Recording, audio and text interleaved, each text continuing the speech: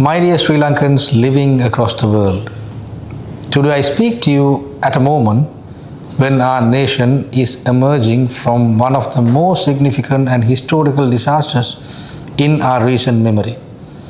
Cyclone Ditwa, together with the destructive floods and landslides that followed, tested the strength of our communities, our families, and our institutions.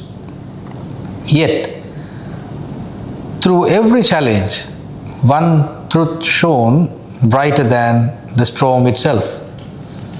Sri Lanka did not fall. Sri Lanka stood up together. In those difficult hours, we witnessed the remarkable power of unity. We saw volunteers carrying strangers to safety. We saw neighbors cooking for one another. We saw youth groups, religious institutions, and community leaders stepping forward without hesitations. This spirit of solidarity is Sri Lanka's greatest strength. This culture of compassion, courage, and standing by each other is what will lift our nation in the days ahead. Today, the situation on the ground is stabilizing. Most affected families are returning to their homes. Communities are cleaning, repairing, and rebuilding their lives with dignity and quiet determination. Their resilience has become a source of strength for the entire nation. From the very beginning of this disaster, our national institutions rose to the task with commitment and discipline. The Disaster Management Center led early warnings, rescue operations, and coordinated relief efforts. District and divisional officials, health workers, engineers, teachers, the armed forces, police, and thousands of volunteers saved our people tirelessly. Their dedication reflects the true heart of Sri Lanka. His Excellency the President Antakumar Dissanayake announced a comprehensive relief package to ensure immediate support for families in distress. The initial house cleaning allowance, already received by thousands, helped households take the first step in rebuilding their lives. The President also introduced targeted assistance for school children who lost their books and learning materials, ensuring that every child can return to school without delay or disadvantage. Also, several relief packages have been introduced to industries and various other entrepreneurship-related institutions. Beyond emergency relief, the government is working across all vital sectors to restore stability and rebuild livelihood. In the agriculture sector, seeds, fertilizer, and irrigation repairs are being provided to farmers. For education, schools and teachers are receiving support to resume learning. In the health sector, clinics, medical camps, medical supplies, and mobile services are being strengthened in affected communities. For the fisheries sector, support is being provided to repair boats, engines, nets, and gears.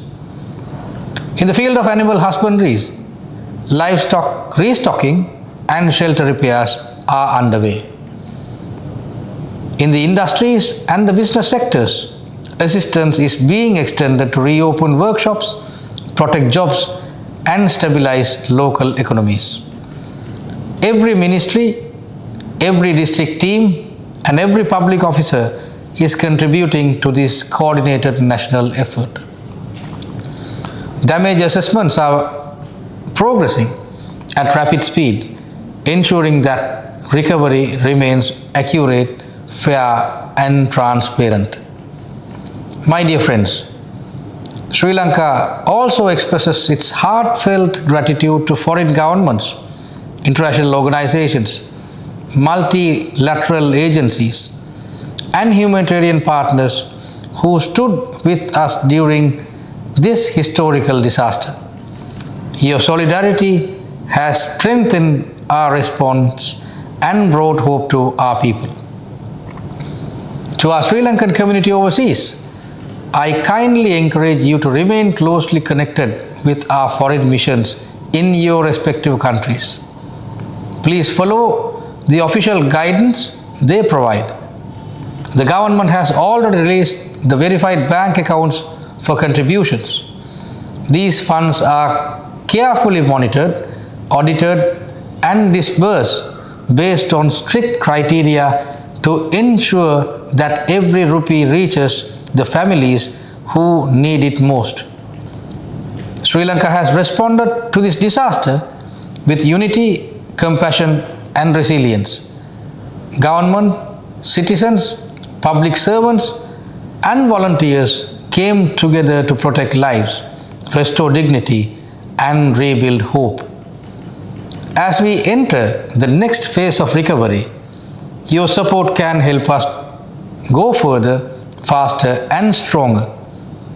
Verified contributions will help us restore farmlands, reopen classrooms, repair fishing gears, strengthen health clinics, support industries, and assist every family determined to rebuild what was lost.